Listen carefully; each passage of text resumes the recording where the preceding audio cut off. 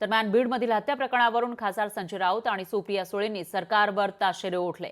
बीड प्रकरणात कारवाईचा ढोंग सुरू असल्याचा आरोप संजय राऊतांनी केला, तर परभणी आणि बीडमधील घटना माणुसकीला काळीमा फासणाऱ्या असल्याचं सुप्रिया सुळे म्हणाल्या।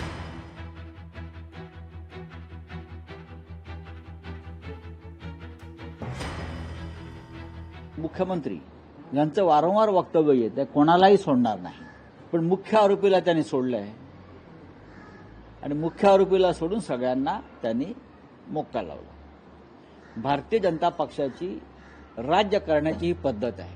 आम्हाला मुख्यमंत्र्यांकडून अपेक्षा होती की ते न्याय करतील, कारण वारंवार ते न्याय आणि सत्य याची भाषा करतात, कोणालाही सोडणार नाही, खपवून घेणार नाही वगैरे वगैरे वगैरे। पण त्याने खपवून घेतल्यावर अनेक लोक गुन्हेगार आणि भ्रष्टाचारी आहेत त्यांच्या बाजूलाच बसलेले आहेत।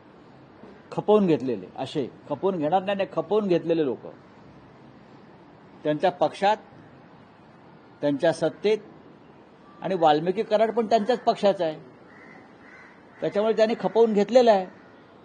आणि जे लहान मासे आहेत ते कापलेले आहेत, मोठा मासा जाळ्याबाहेर ठेवलाय, तो आता येईल 15-1 दिवसात बाहेर येईल। अतिशय क्रूर आणि गलिच्छ घटना झालेली आहे। वाल्मिक कराडांना अनेक वेळा ईडीची नोटीस आली, का नाही काय झालं, त्यांच्यावर मोक्का का नाही लावण्यात आल्या। काल 6 का 7 जणांवर मोक्का लावण्यात आलाय, बरोबर। मग वाल्मिक कराडवर का नाही मोक्का लावला?